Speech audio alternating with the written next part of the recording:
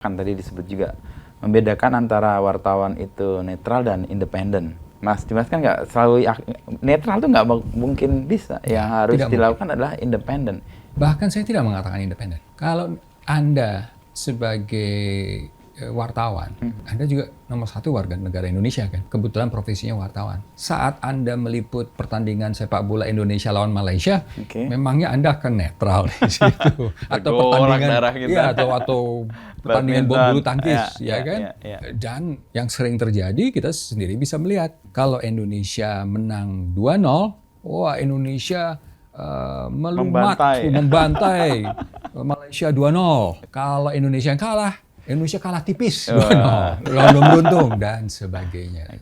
Sehingga netral itu tidak mungkin. Tidak ada manusia yang bisa netral juga, apalagi jangan lupa kita wartawan. Tugas kita adalah mengangkat, mengatakan dan menunjukkan kalau ada sesuatu yang salah. Justru kita salah kalau ada sesuatu yang salah terus kita diam saja.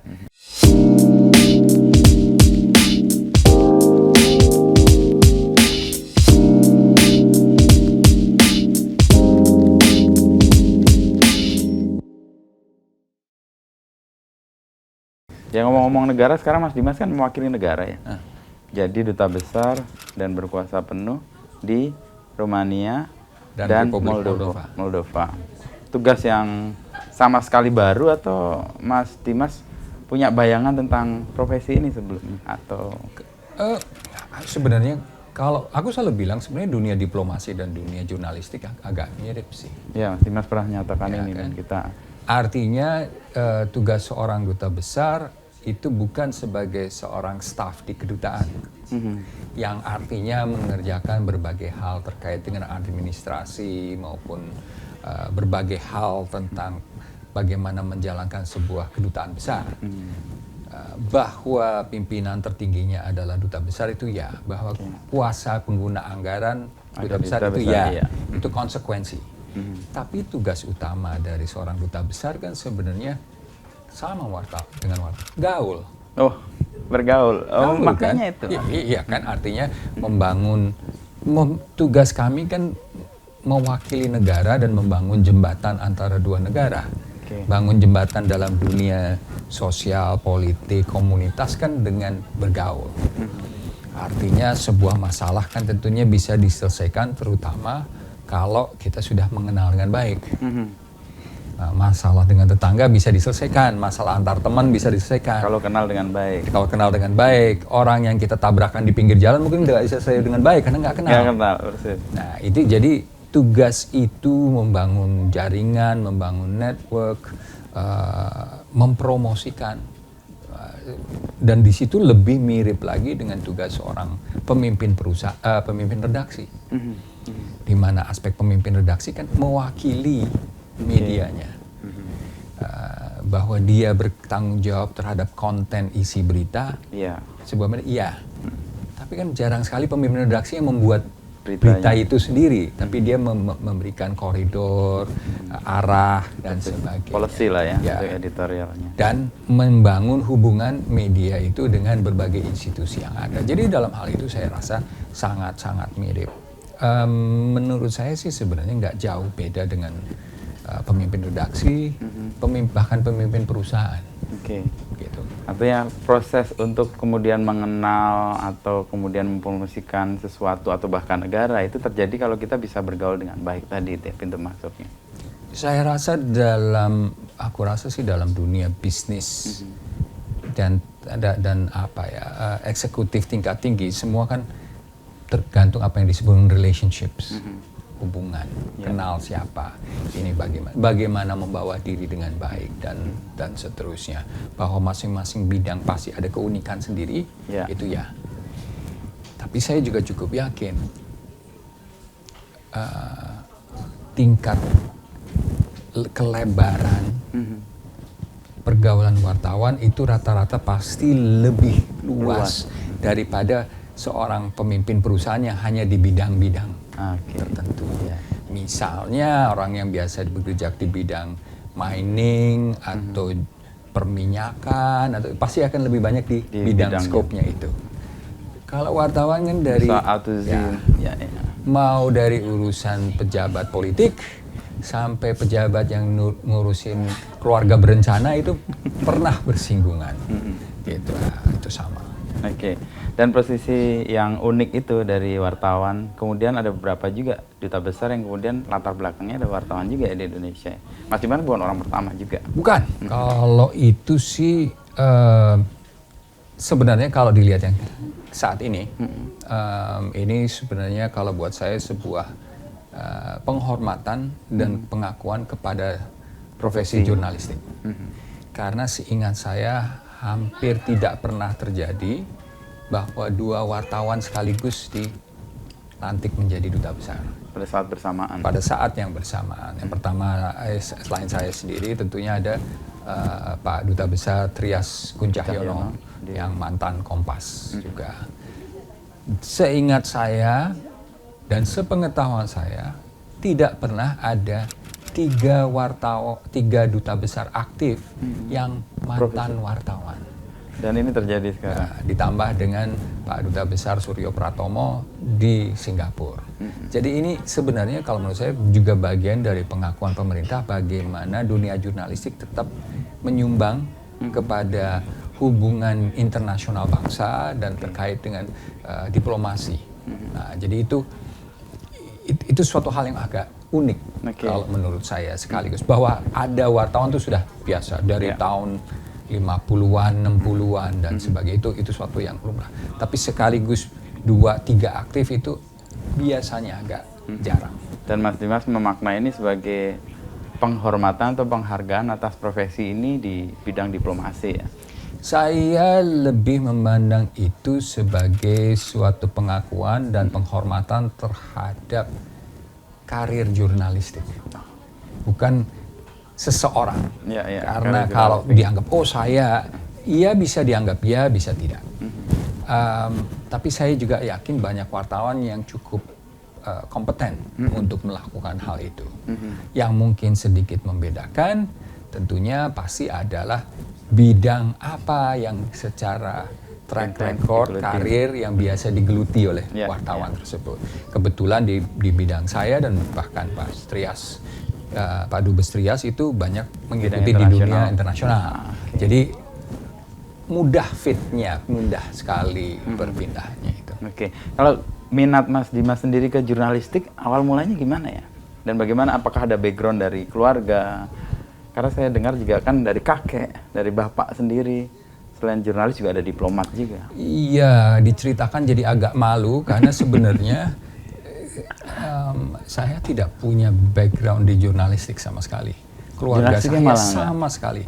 Justru di bidang diplomasi yang lebih banyak. Jadi agak terbalik. Jadi, jalan memutar nih kayaknya. Jalan memutar. Jadi tidak tahu, dan setiap anak muda pada akhirnya memiliki garis tangannya sendiri. Hanya saat itu, saat saya muda, lebih muda dari sekarang. Sekarang belum tua lah. Itu ingin berkecimpung di dunia lain. Sebagai latar belakang, ayah saya memang karir diplomat. Jadi memang secara karir bekerja di saat itu namanya Departemen Luar Negeri, sekarang Kementerian Luar Negeri. Jadi memang saya berasal dari keluarga diplomat. Dan dalam lingkungan tersebut. Jadi sejak saya kecil, saya memang sudah bergelut di bidang itu. Ayah saya 6 kali penempatan di luar negeri, di mana sedikitnya saya 3 atau 4 tuh saya ikut. Jadi saya sejak umur 5-6 tahun tuh sudah mengikuti ayah saya yang ditempatkan di luar negeri. Wah. Jadi di dunia itu sudah sangat normal. 4 itu mana aja Mas Dimas ingat? Penempatan ayah saya pertama itu London. Kemudian Kairo, berbeda sekali. Algeria. Setelah itu Ottawa, Kanada. Kemudian, yang saya berhenti itu di Ottawa, Kanada. Ottawa, karena kuliah? Karena sudah mulai kuliah. Gitu. Sudah punya mimpi yang mau diambil sendiri tadi? Iya, kalau sama seperti setiap anak muda ingin mulai bebas dari orang tua. Dia berhenti di Ottawa? Berhenti di Ottawa. Nah, setelah itu ayah saya kemudian ada penempatan di Buenos Aires. Oke. Setelah itu di Doha. Doha. Gitu. Bahkan ayah saya kepala perwakilan pertama yang di Doha.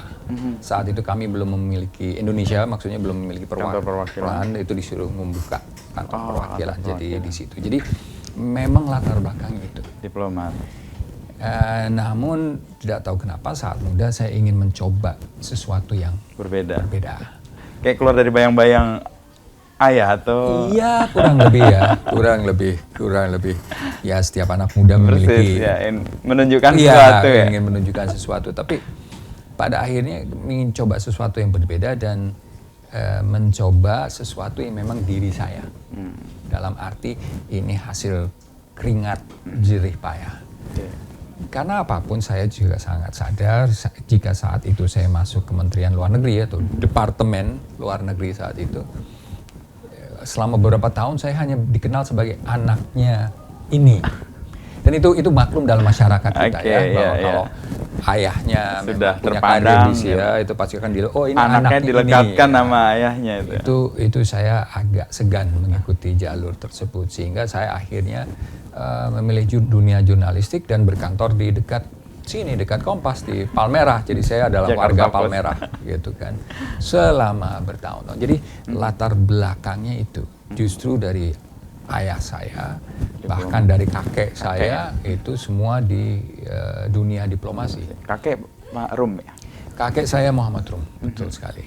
Pak Muhammad Rum adalah duta besar atau saat itu disebut dengan komisaris tinggi Indonesia pertama di negeri Belanda. Waktu itu juga pemimpin perjanjian Roem-Royen yang kemudian menuju kepada konferensi meja bundar, di mana kakek saya itu mendampingi Bung Hatta sebagai wakil pimpinan delegasi. Dan melalui KMB itu seperti diketahui kita diakui kedaulatannya. Setelah tahun 1949. Karena diakui kedaulatannya kita sudah punya perwakilan di luar negeri. Dan di negeri Belanda saat itu yang pertama adalah Mbah Kakung Muhammad Rum. Yang kemudian 1 tahun kemudian dia angkat sebagai Menteri Luar Negeri. Gitu. Tapi kemudian tadi kan karirnya masuk di jurnalistik di Jakarta Post di awal-awal. Orang tua ada reaksi nggak, Mas Dimas, melihat ini anak kok nyempal dari garis kakek, garis ayah, lalu menjalani karir di jurnalistik?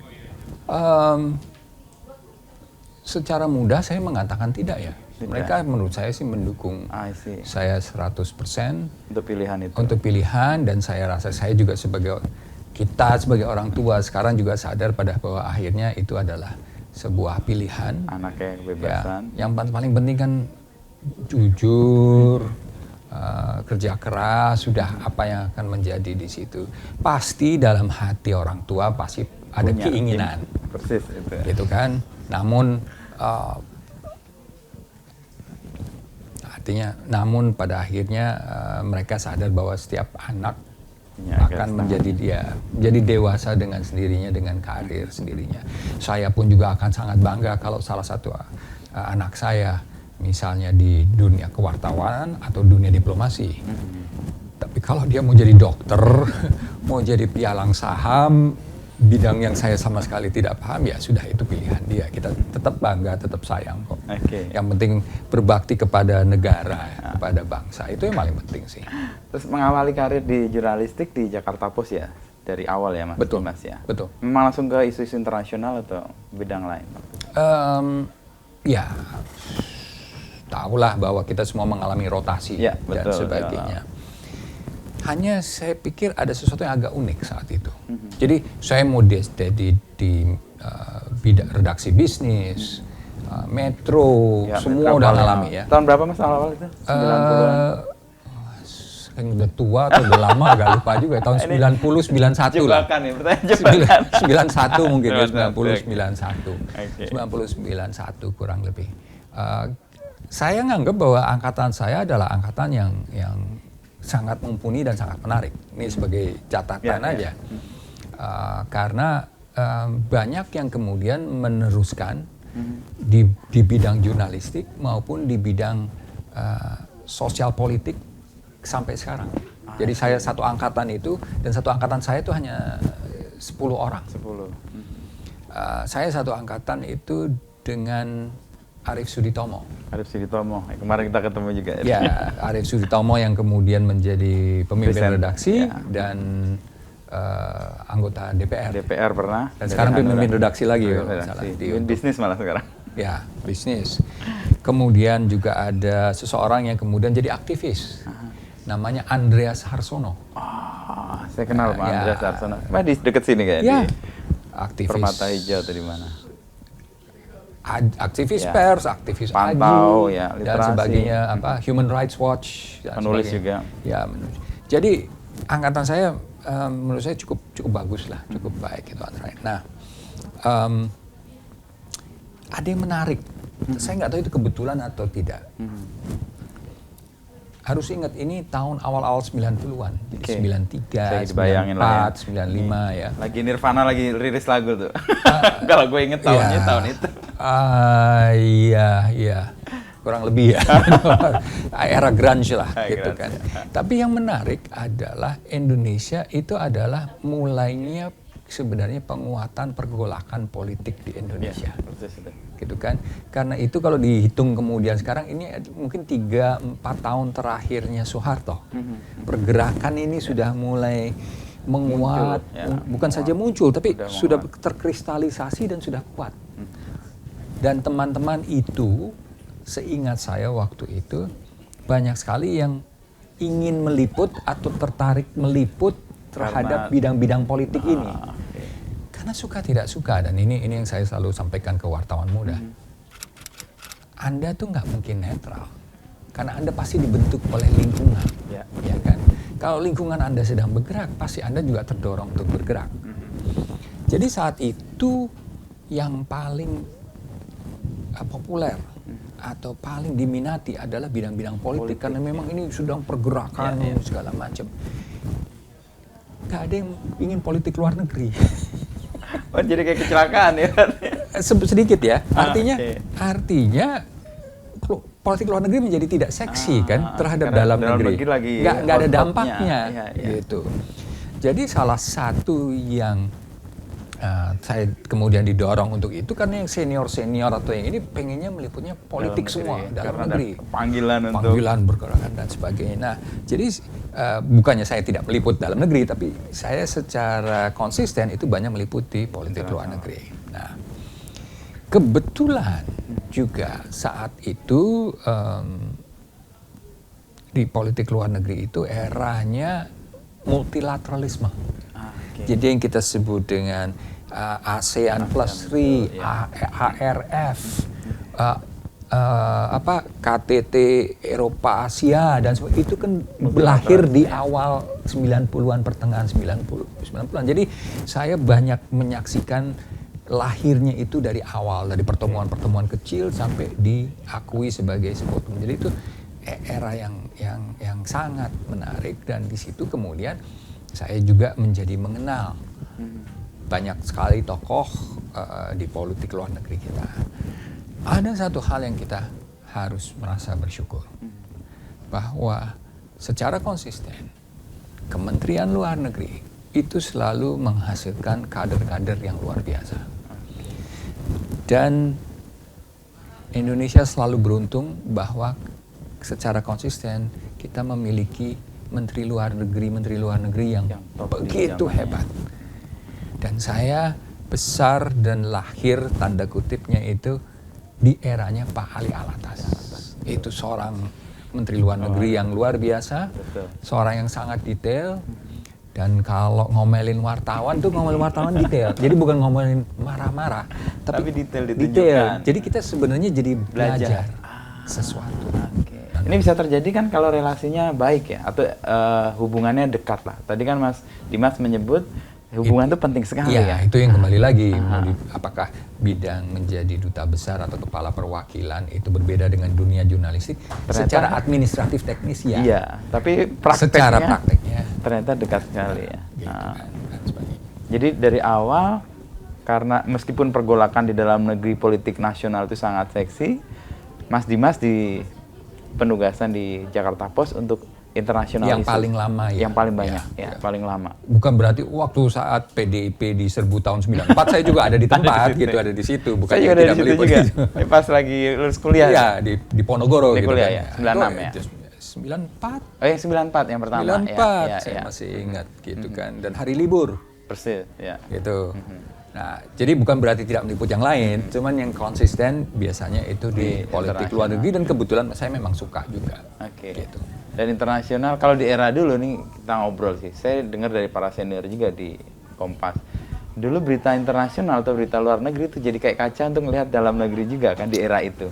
Jadi di belahan mana ada apa gitu. Iya, iya. Jadi kan sebenarnya kalau dilihat secara tidak langsung. Secara tidak langsung, secara tidak diketahui, secara diam-diam, sebenarnya tokoh-tokoh politik luar negeri kita itu juga mendorong suatu perbaikan dalam negeri. Misalnya, contoh paling mudah adalah Indonesia termasuk yang pertama mendorong adanya Komisi HAM untuk ASEAN. Dan itu kalau di Kompas, saya dulu juga bicara dengan Mas Trias tadi. Dulu berita-berita internasional di Kompas itu dipakai untuk memberikan penjelasan bahwa ada perubahan di luar, ada hal baik di luar yang perlu kita lihat. Jadi kalau mau melihat berita nasional, yang clear itu berita internasional dulu justru. Dan waktu itu kan Filipina lagi bergolak, kasus Marcos dan sebagainya kan itu juga jadi cermin juga untuk kita. Ya karena kok saat itu kan sebenarnya hampir seluruh ASEAN atau efektif seluruh ASEAN kan dalam kondisi politik yang sama.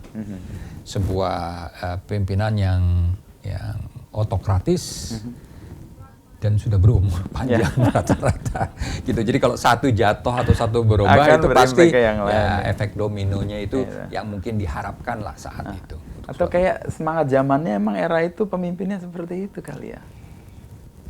Kok bisa agak seragam gitu ya, mirip-mirip. Tapi itu kan memang, saya rasa itu sejarah ya. Memang sejarahnya karena semua ASEAN kan sebenarnya kecuali Thailand ya. Kecuali Thailand kan lahir dari sebuah negara kolonial, entah Inggris, diberi kemerdekaan dan sebagainya. Ada yang kemerdekaannya melalui perjanjian, ada yang melalui darah dan doa, gitu kan. Jadi sebenarnya asal usulnya tuh sama, gitu kan. Dan itu yang juga kemudian menjadi pertanyaan, kenapa lahirnya ASEAN? Dan itu yang mungkin juga kita harus sadari adalah suatu kesadaran ASEAN lahir itu adalah bahwa kawasan kita adalah kawasan yang tidak pernah memiliki suatu kerjasama. Makanya dicoba disatukan. Diupayakan, di engineering lah ya. Di engineering supaya disatukan. Nah, ini kembali lagi ke para akademisi yang kemudian mengambil analisa, apakah itu agar masing-masing tidak saling ganggu, supaya rejimnya bisa bertahan lama, atau memang sebuah kerjasama yang lebih dari itu, pasti visinya ada, itu tergantung analisa setempat. Tapi efeknya kan sampai sekarang ASEAN itu kawasan yang secara ekonomi politik paling stabil lah, compare ke kawasan yang lain. Kalau bicara dengan ASEAN, kita bisa melihatnya secara positif, sangat positif atau sangat negatif. Kalau sangat negatif, ya kok kayaknya begitu-begitu aja dari dulu. Ya, ada yang lihat itu yang begitu. Pertama, gitu kan. Kalau mau dilihat secara positif, kita bisa lihat beberapa hal. Saya, Anda, semua yang nonton di rumah mau ke Singapura, tinggal beli tiket. Iya, nggak perlu repot macam-macam. Kan? Pernah ngerasain mau ke Inggris kan? Atau ke Prancis, nunggu visanya, nunggu ngurusnya. Kalau untuk karirnya Mas Dimas, kan tadi awal sebagai reporter atau jurnalis muda kan ke beberapa des ya. Terus kemudian ditugaskan atau mendapat fokus banyak di internasional atau luar negeri. Lalu karirnya kan di ujung sampai pemimpin redaksi di Jakarta Post. Itu tahapan atau prosesnya gimana Mas Dimas? Kalau saya bicara ke yang lebih muda, saya akan mengatakan pemimpin redaksi itu harus menjadi cita-cita Anda. Kenapa? Bukan sok ambisius. Tapi kalau pasti biasanya wartawan, aku nggak ada cita-cita pengen begitu. Makin punya makin nggak dikasih biasanya. Tapi secara hati kita harus selalu berusaha mencapai sesuatu, harus ada tujuan. Ya. Nanti setelah set goal untuk dalam hati kecil, lalu kemudian setelah 5-7 tahun, harus mengambil atau berperan di posisi-posisi yang strategis, mimpinya Mas Dimas kan terwujud tuh, menjadi Pemret tahun 2000 berapa tuh, 12 atau? Iya, kurang enggak. Saya menjadi wakil pemimpin redaksi itu tahun 2009. 2009. Kalau nggak salah, kemudian 2010 ya di Pemret. Menjadi pemimpin redaksi. Ya. Itu problem hidup kan. Ya. Kalau cita-citanya misalnya punya Ferrari gitu, suatu setelah punya Ferrari pengen ngapain?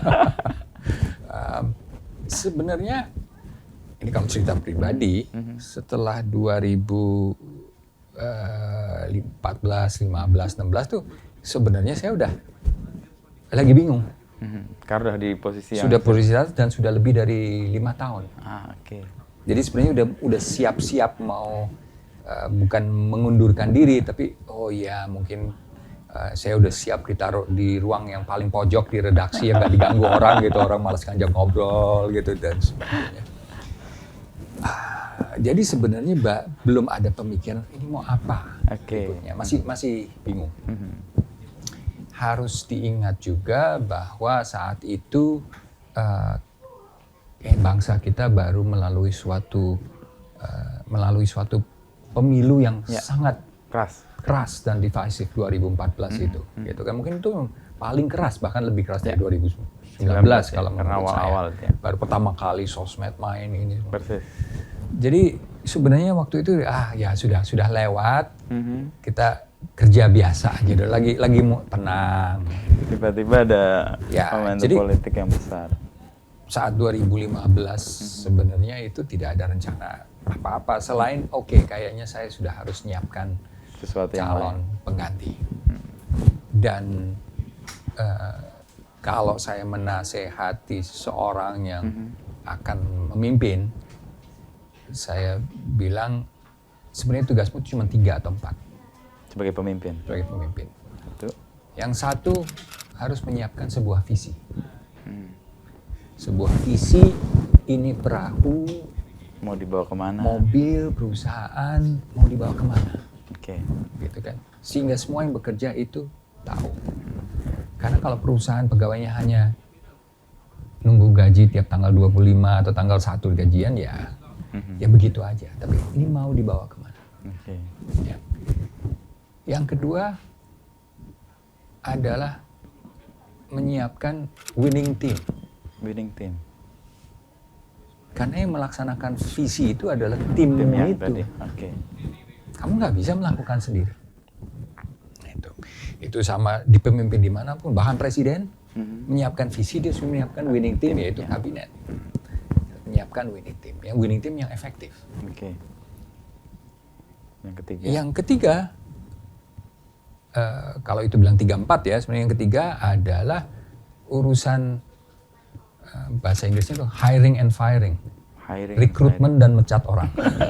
Pemimpin cuma itu kan. Ya kan. Mengangkat orang, mencat orang dan sebagainya. Itu. Yang keempat, menyiapkan generasi pengganti. Jadi bahkan ketika sudah diangkat, dia sudah menyiapkan penggantinya. Kalau ngangkat dan mencat itu sebenarnya bagian dari winning team ya, gitu tadi. Tapi kalau bilang 3 bisa 4, kalau yang terakhir itu adalah menyiapkan yang di depan. Karena siapa calon pemimpin berikutnya, itu kan sebenarnya kita yang menyiapkan. Mungkin ada pemilik, ada yang lebih tinggi dari kita yang akan memilih. Tapi kita siapanya itu kita memberikan kita alternatif mendidiknya, menyiapkan. Nah itu. Nah di situ terus terang saya baru mau menyiapkan. Dan saya selalu merasa gagal di Jakarta Post, salah satu alasannya itu. Karena belum menyiapkan siapa bakal mengganti. Siapa yang siap menggantikan saat besok saya sudah waktunya lengser. Karena saya belum ada rencana lengser. Tapi itulah apa pepatah, hidup itu adalah sesuatu yang terjadi saat kita sedang membuat rencana. Jadi baru berencana gitu udah kejadian. Gitu kan. Dan rencana itu adalah saya diberi suatu amanah baru yang di luar dari Jakarta Post itu.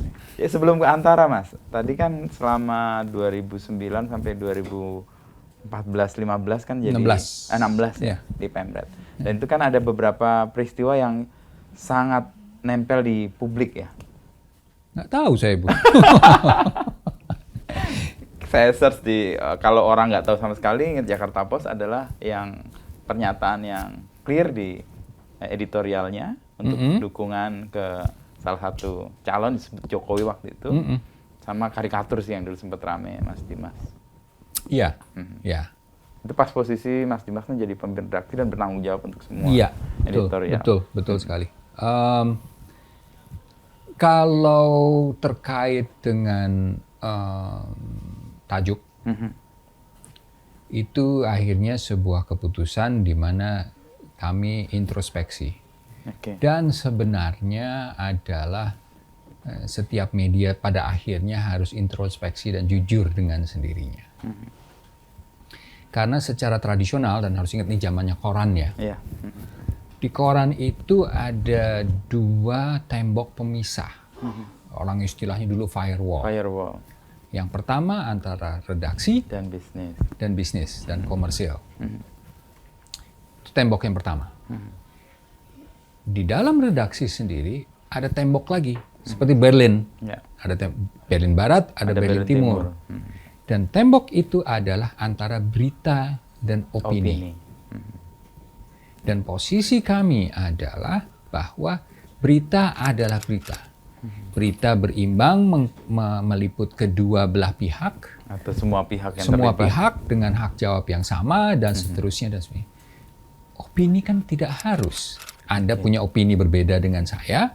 Anda tidak harus mempertanggungjawabkan opini. Kalau berita harus bertanggungjawabkan karena ada kode etiknya yang harus. Kalau opini adalah opini. Gitu. Menurut saya, walaupun jarang dapat piala, Manchester United tetap tim terbaik di dunia. Karena itu kan opini. Persis. Iya kan? Itu sebuah opini. Nah, tajuk adalah sebuah opini. Dan pada saat pemilu 2014, menurut kami tetap mempertahankan objektivitas pada saat pembuatan beritanya. Namun saat menurunkan tajuk, itu adalah sebuah pendapat institusional dari Dewan Redaksi. Yang saat itu kami pada akhirnya memutuskan untuk mengeluarkan secara jelas. Sikap. Secara sikap. Banyak yang tidak suka. Persis. Tapi saya juga berargumentasi, setiap media sebenarnya juga punya sikap sendiri-sendiri, cuma tidak berani terus terang. Ada gitu yang kan? sangat clear, ada yang sangat clear. membungkus dengan halus, sehingga orang bacanya susah. Ya. Jadi itu di satu aspek terkait dengan tajuk, terkait dengan itu. Ya kita tidak usah nyebut media, tapi udah jelas lah. Ini kamu mendukung si ini, mendukung si ini. Saya selama seluruh berita 2014 berani mempertanggungjawabkan semua berita. Bahwa kami berusaha berimbang. Sesuai dengan kode etik. Sesuai dengan kode etik, calon 1, nomor 2, dan sebagainya. Pasti ada keberimbangan, jumlah beritanya pun saya juga pasti berani pertanggungjawabkan. Walaupun pasti yang satu sedikit lebih banyak dan sebagainya, tapi masih. Iya, masih kira dalam posisi yang sama ya. Kalau opini, beda. Nah, itu urusan yang berbeda. Nah, jadi poinnya di situ. Dan saya rasa, menurut saya, itu kan 2014, ini hampir 10 tahun kemudian, saya rasa dunia jurnalistik juga sudah berevolusi. Karena dulu hal itu sangat-sangat tabu. Ya. Tapi sekarang kayaknya sudah tidak terlalu lagi. Gitu. Jadi itu.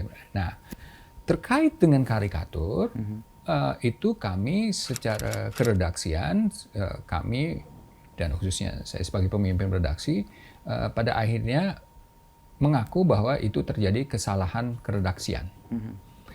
Dan terjadi suatu kesalahan keredaksian itu dan kami tangani sesuai dengan kode etik pers, undang-undang pers. Undang-undang pers, Dewan Pers dan sebagainya, termasuk mencabut berita atau karikatur tersebut. Nah, Namun ada yang agak aneh jika diperhatikan. Karena karikatur itu sebenarnya muncul hampir 1 minggu sebelum diributkan. Saya lupa persisnya, tapi kurang lebih itu terjadi hari Selasa atau dan sebagainya. Rabunya tidak ada apa-apa, Kamisnya tidak ada apa-apa, 7 hari setelahnya. Jumatnya tidak ada apa-apa.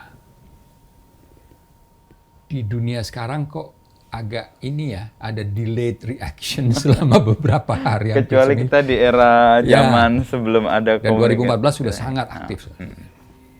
Justru itu mulai muncul 2 hari, dua hari setelah tajuk itu keluar dan 2 hari sebelum pemilu.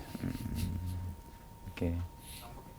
Apakah itu suatu kebetulan? Mungkin. Nah, saya mungkin cuma hanya bisa menceritakan sampai itu. Tapi mungkin menurut saya agak aneh saja kalau sesuatu yang dikeluarkan hari ini baru 7 hari baru kemudian 5, 6, 7 hari kemudian diributkan. Dan itu 2 hari setelah tajuk. Dan itu baru 2 hari setelah tajuk dan 2 hari kurang lebih 1-2 hari sebelum pemilu. Nah, itu yang menarik lah dalam dunia itu. Tapi dalam hal itu kami telah menangani sesuai dengan kode etik seluruhnya. Nah, ini yang sering Mas Dimas nyatakan tadi disebut juga membedakan antara wartawan itu netral dan independen. Mas Dimas kan nggak selalu netral tuh nggak mungkin bisa. Yang harus dilakukan adalah independen. Bahkan saya tidak mengatakan independen. Oke. Kalau Anda sebagai wartawan, Anda juga nomor 1 warga negara Indonesia kan? Ya. Kebetulan profesinya wartawan. Saat Anda meliput pertandingan sepak bola Indonesia lawan Malaysia, memangnya Anda akan netral di situ? Atau pertandingan, atau pertandingan bulu tangkis, kan? Dan yang sering terjadi kita sendiri bisa melihat kalau Indonesia menang 2-0, wah Indonesia membantai Malaysia 2-0. Kalau Indonesia kalah tipis 2-0. Belum beruntung gitu. Belum beruntung dan sebagainya. Nah, sehingga netral itu tidak mungkin. Ya, tidak ada manusia yang bisa netral juga, apalagi jangan lupa kita wartawan. Tugas kita adalah mengangkat, mengatakan, dan menunjukkan kalau ada sesuatu yang salah. Justru kita salah kalau ada sesuatu yang salah terus kita diam saja.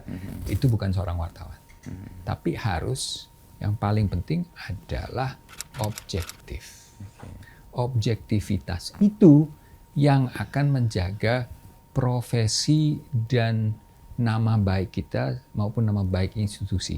Artinya objektif mencoba meliput dan mendengarkan kedua belah pihak.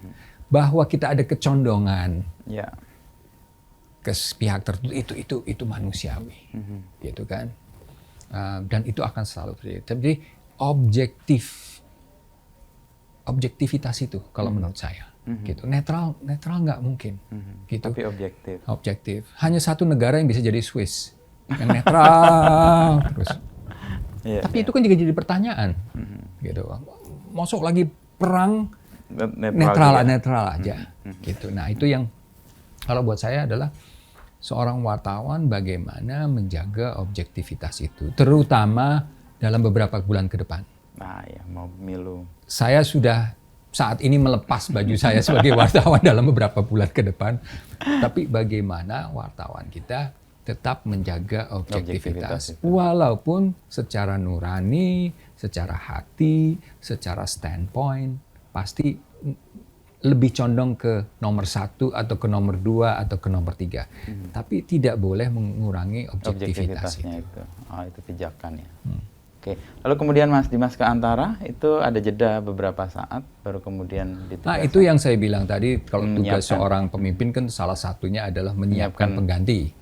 Saya sama sekali tidak pernah ada rencana untuk pindah atau berhenti saat itu. Mungkin 1 tahun lagi atau 1,5.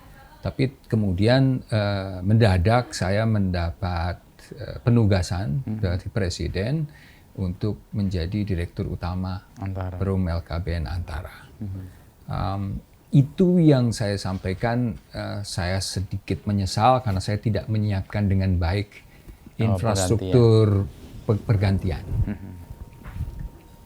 Mau itu namanya sebuah negara atau sebuah perusahaan, masa transisi kepemimpinan itu selalu masa yang paling penting dan masa rawan. Dari suatu pemimpin yang sebelumnya ke yang baru dan sebagainya, itu harus selalu mulus dan mudah-mudahan mendapat yang terbaik. Nah, waktu di antara ini memang saya belum menyiapkan. Itulah mungkin yang kemudian setengah bercanda, saya bilang saya selalu bangga bisa mengatakan sebagai mantan pemimpin redaksi Jakarta Post bahwa pengganti saya adalah pendahulu saya. Nah, itu sangat jarang terjadi. Karena sebelum saya diangkat menjadi pemimpin redaksi, guru saya, mentor saya, dan pemimpin redaksi saya adalah Mas Endi Bayuni. Ya, saya sempat ketemu beberapa kali. Setelah saya turun, Mas Endi Bayuni lagi. Saya agak merasa ikut bersalah dalam arti karena belum menyiapkan dengan sebaiknya mungkin transisi tersebut. Ya, 4 tugas pemimpin tadi. Ya. Karena sehingga Mas Endi saat itu menjadi pilihan terbaik untuk saat itu karena memang belum mungkin disiapkan, dan itu yang saya anggap mungkin saya gagal. Tapi di antara itu terjadi lagi nggak, Mas? Karena prosesnya kan sekarang juga Mas Dimas ditugaskan lagi oleh negara menjadi dubes. Maksudnya terkait dengan transisi? Ya, transisi kepemimpinan. Sekarang kan juga ada PJS ya, belum definitif. Iya, kalau itu kan 2-3 hal yang sedikit berbeda. Size dari Antara itu mungkin 4-5 kali lebih besar dari Jakarta Post. Yang kedua, size dari segi perusahaan maupun dari sejumlah orang. Sumber daya. Yang kedua, Perum LKBN Antara bagian dari Kementerian BUMN. Jadi proses itu sebenarnya sudah ada lumrah, ya? sudah normal terjadi di BUMN. Terkait dengan apakah itu PLT atau belum atau bukan, saya rasa itu tinggal nunggu proses administratif lah terkait itu. Oke. Lalu kemudian Mas Dimas dapat tugas baru sebagai duta besar gitu ya. Ini kan kayak tadi saya nyebut jalan memutar gitu. Akhirnya kembali lagi nih ke DNA keluarga sebagai diplomat. Apa ngerasain garis tangan gue jangan-jangan emang diplomat, cuman jalannya aja beda nih? Wallahualam, siapa tahu. Kalau dibilang garis tangan, seolah-olah saya ingin mengatakan garis tangan. Tapi kadang-kadang kan kalau garis tangan, kayak kita berarti saya gitu nggak memang jodohnya di jurnalistik nggak. Saya rasa itu evolusi. Sebuah evolusi. Kalau dibilang kebetulan, mungkin Mas Inu ingat cerita. Kalau dibilang kebetulan, banyak sekali kebetulannya. Karena kalau dilihat kembali lagi. Jadi saya sering cerita ya, saya sering cerita itu dari tahun 1930. Dan di situ ada cerita tentang seorang pemuda yang baru lulus sekolah, kemudian memutuskan terjun ke bidang jurnalistik. Dan cerita ini sebenarnya menggabungkan bagaimana peran jurnalistik, diplomasi, dan kebetulan ada keluarga saya juga di cerita itu. Di cerita ini. Jadi pemuda ini memutuskan pertengahan tahun 1930-an terjun ke dunia jurnalistik, dari seorang korektor, tukang ketik, sampai menjadi wartawan apa yang disebut dengan kantor berita Aneta. Kantor berita Aneta itu adalah kantor berita yang saat itu pro Belanda, tahun 1930-an. Kemudian tahun 1937, dia bersama beberapa orang pemuda Indonesia lainnya, Pak Adam Malik, Pandu Kartawiguna, dan lain-lain itu membentuk kantor berita Antara. Yang sekarang dikenal dengan Antara, tahun 1937. Dia termasuk kelompok dari pemuda itu, walaupun namanya tidak terkenal Adam Malik dan lain-lain. Dalam perjalanan sejarahnya, beliau banyak sekali melakukan penugasan-penugasan untuk Antara dan sebagainya. Nah, salah satunya yang mungkin menarik adalah sekitar tahun 1949, dia masuk dalam delegasi Indonesia yang menghadiri konferensi meja bundar, KMB. KMB itu ketua delegasinya adalah Muhammad Hatta. wakil ketua delegasinya adalah Muhammad Rum, kakek saya. Iya. Jadi bisa dibayangkan ya sebagai wartawan ya, pasti sudah berinteraksi dengan kakek saya saat itu. Nah, pada yang saya cerita tadi pada tahun 1950 kakek saya Muhammad Rum kemudian menjadi komisaris tinggi atau duta besar saat itu di Belanda. Setelah pengakuan itu ya. Pengakuan. Nah, pemuda ini kemudian pada tahun 1955 itu mendirikan perwakilan antara di New York. Di New York. Bersama seorang yang bernama Sujarwo Condronegoro. Oke. Sujarwo Condronegoro itu tahun 1965 diangkat menjadi dia orang antara juga, koresponden antara. Yang tahun 65 diangkat menjadi duta besar di Belanda. Oke. Meneruskan legacy dari kakek saya menjadi duta besar pertama di Belanda. Nah, orang yang saya sebut dari awal tadi, pemuda tadi itu namanya Sukrisno. Dan sampai dia menjadi wakil pemimpin redaksi. Dan pada tahun 1962 dia diangkat oleh Presiden Soekarno menjadi duta besar Indonesia pertama di Bukares. Tempat yang saya sekarang menjadi duta besar. Oh ini ya benar, kebetulan saling berkait. Jadi kalau di tempat minggu depan saya akan berangkat ke Bukares, duta besar pertamanya itu adalah orang antara. Dan yang sekarang adalah orang antara lagi. Jadi kalau dibilang garis tangan, kebetulan, nasib, dan sebagainya, ya, sebagai wartawan tetap ini sebuah cerita yang sangat menarik menurut saya, sangat menarik. Jadi itu ada pertalian yang saya bilang tadi, kalau bilang garis tangan, diplomasi, jurnalistik maupun hubungan keluarga. Ya, itu menyatu dalam diri Mas Dimas. Untuk tugas ke depan sebagai wartawan yang punya relasi dan tadi gaul lah, lobby dan sebagainya, itu kan menjadi sesuatu yang mudah dilakukan. Nah, di penugasan yang baru, bayangan Mas Dimas apa nanti yang akan dilakukan? Dari Presiden memberikan jangan atau melakukan apa di sana?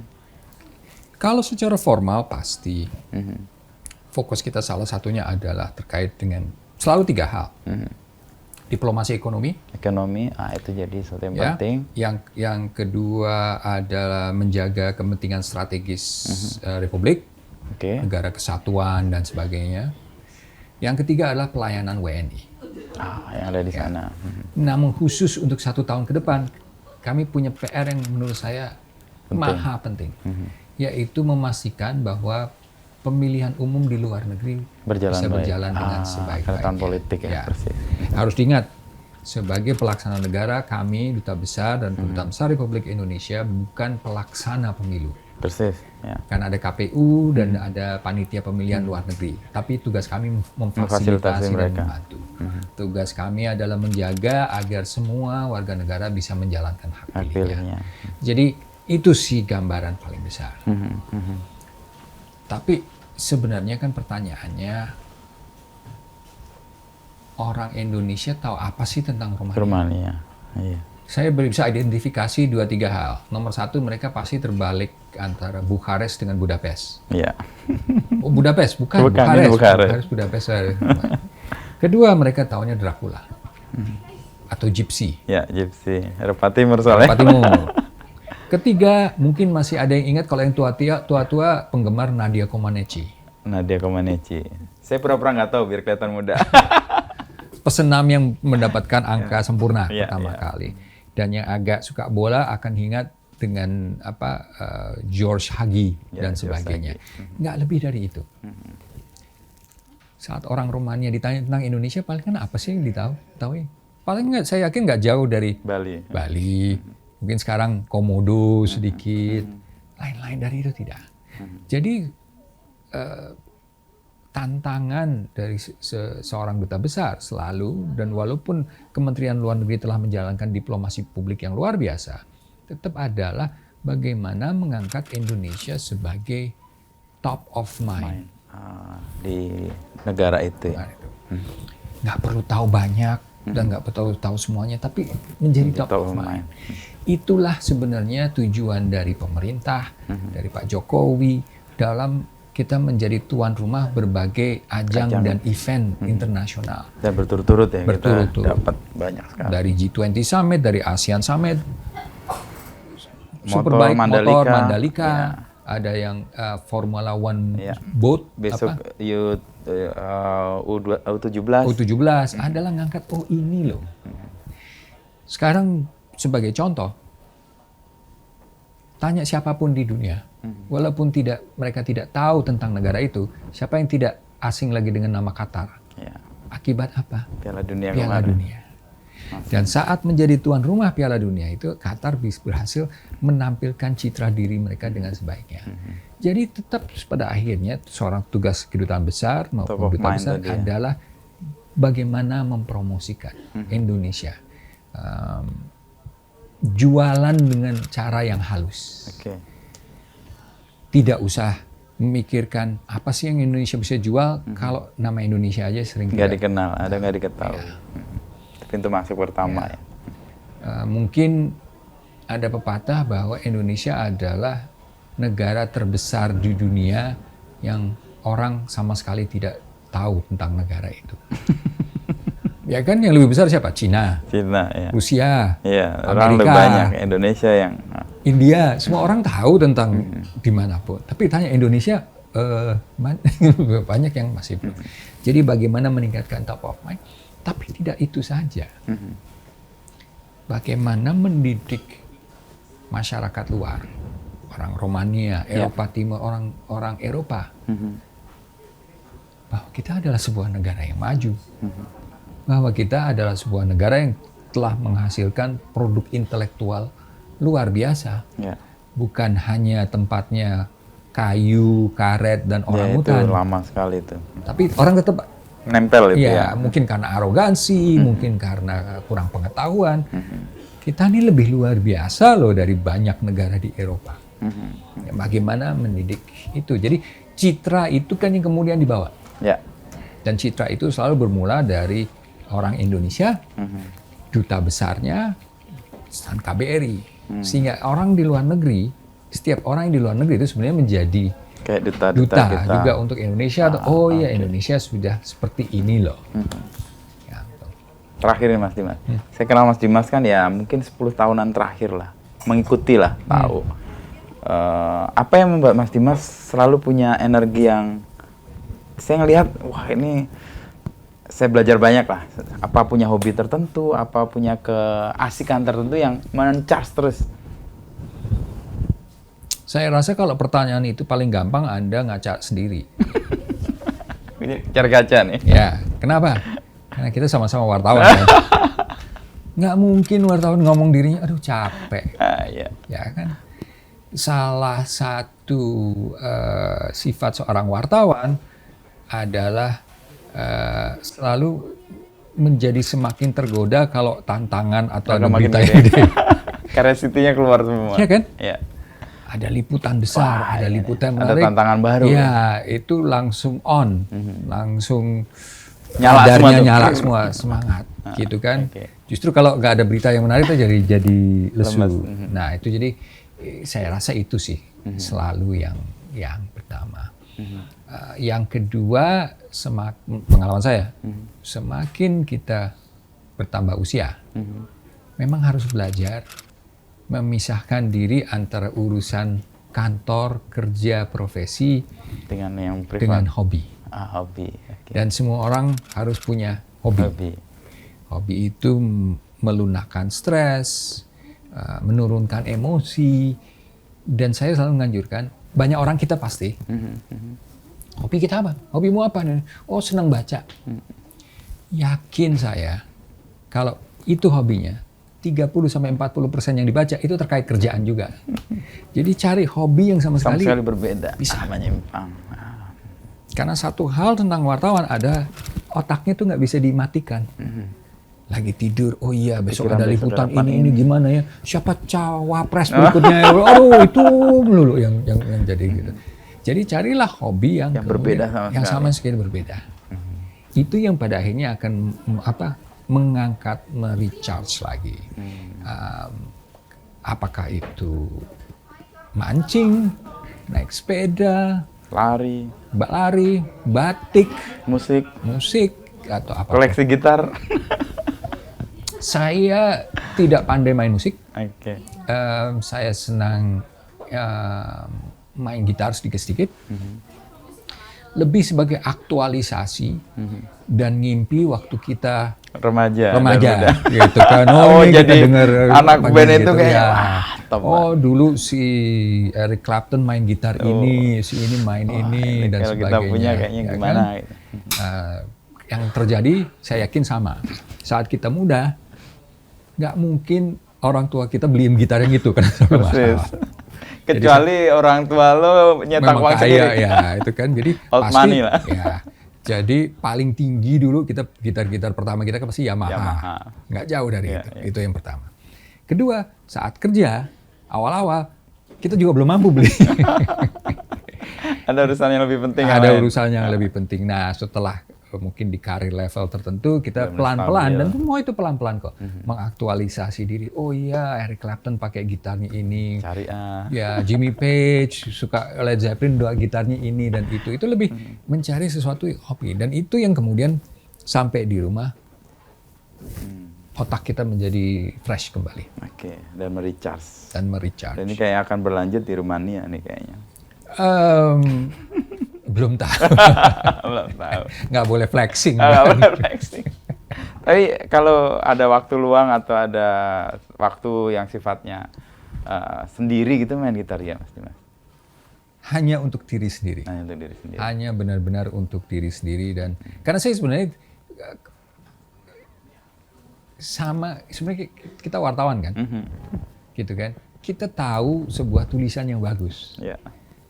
Yang saya kagumi itu bagus-bagus. Okay. Sehingga kalau saya mau tampil kayaknya belum nyampe ya. Malu sendiri gitu dan benar-benar itu untuk kepuasan diri sendiri di mana kita tidak bahas politik.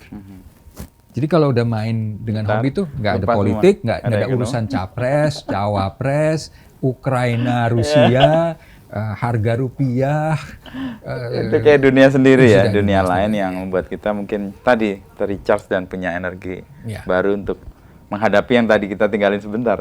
Iya, saya rasa semua perlu. Apalagi kalau saya mau bilang usia kita, tapi Mas Wisnu belum segitu ya. Di usia tertentu. Nyaris lah, ya di usia tertentu. Keluarga kan sudah punya kemandirian. Hobi fokus sendiri-sendiri. Jadi itu yang juga mungkin menjadi penting. Gitu. Thank you Mas Dimas. Dengan senang ngobrolnya dan banyak hal yang saya serap nih. Saya belajar untuk tadi sebagai pemimpin juga mikirin 4 poin tadi gue udah sampai di mana nih. Karena di ketemu Mas Dimas kalau nggak menemukan tanggung jawab atau melaksanakan tanggung jawab yang 4 disebut tadi, kayaknya gue gagal juga jadi pemimpin. Ya, sekali lagi jangan sampai penerus saya adalah pendahulu saya.